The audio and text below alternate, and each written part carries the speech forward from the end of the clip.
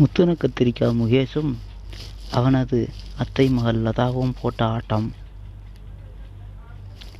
இங்க பாருங்க மிஸ் சுகன்யா, இனிமே ஆஃபீஸுக்கு வர்றதா இருந்தா ஒழுங்கு மரியாதையா துணியை உடுத்திக்கிட்டு வாங்க.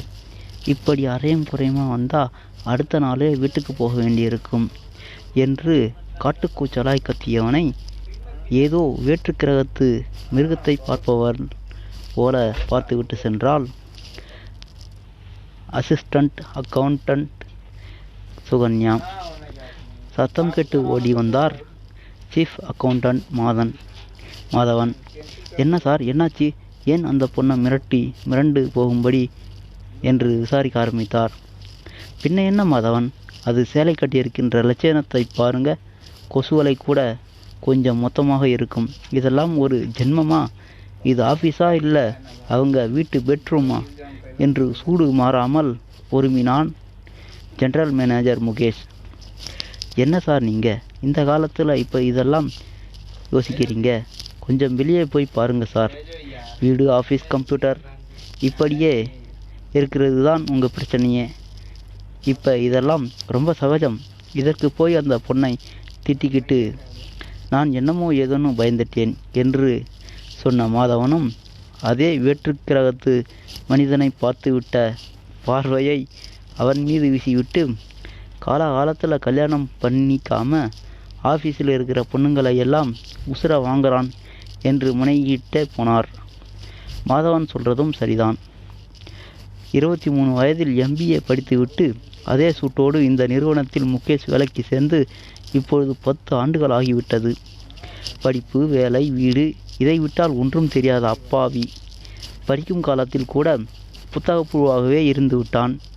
காதல், சைட் அடித்தல், தம் அடித்தல், பிடிக்காதவர்களை ரவுண்டு கட்டி அடித்தல், இது போன்ற எதையுமே அனுபவிக்காமல் கோல்டு மெடல் வாங்கிவிட்டு வேலையிலும் 5 வருடத்தில் இருக்கின்ற ப்ரமோஷன்களை எல்லாம் வாங்கிவிட இதுக்கு மேல் என் சீட்டு தான் இருக்கு என்று யோசித்த முதலாளி இந்த GM வேலை இவனுக்காகவே சிருஷ்டித்து கொடுத்தார்.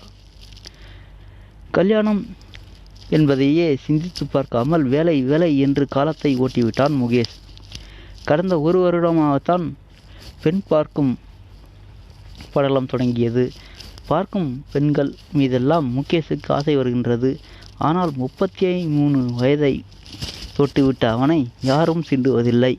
அப்படியே அவன் நெருங்கி போனாலும் அங்கிள் என்று உச்சந்தலையில் அடித்து விடுகின்றார்கள். இதனாலேயே என்னமோ அழகான பெண்களை கண்டாலே முகேஷுக்கு கோபமாக வந்து விடுகின்றது. அப்படி என்னத்தான் குறைச்சாலும் குறைந்து போய்விட்டேன்.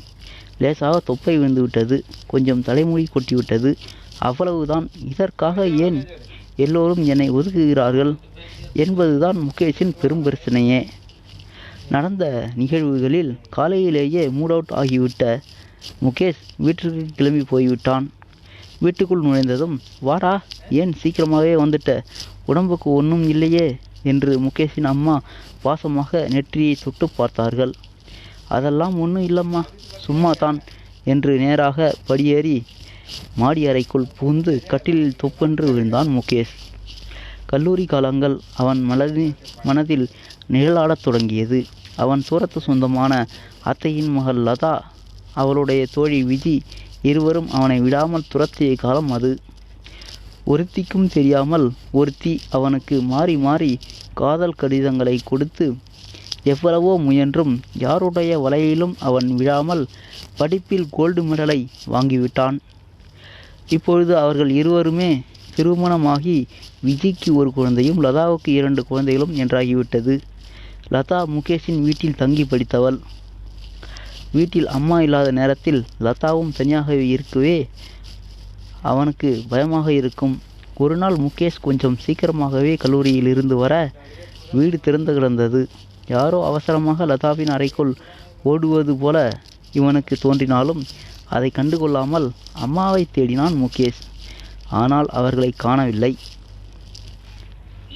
சரி வரட்டும் என்று ஹாலில் உட்கார்ந்து விட்டு டிவி ஆன் பண்ணும்போது லதாவின் அறைக்குள் கண் போனது. அப்படியே மிரண்டு விட்டான் முகேஷ். அப்படி என்ன ஆனது என்பதை பற்றி அடுத்த பகுதியில் பார்க்கலாம். மறக்காமல் வீடியோவுக்கு ஒரு லைக்கை போடுங்க, நம்ம சேனலை சப்ஸ்கிரைப் பண்ணுங்கள். கதை பிடிச்சிருக்கோன்னு சொல்லி நம்புகிறேன். நன்றி. தொடர்ந்து இணைந்திருங்கள்.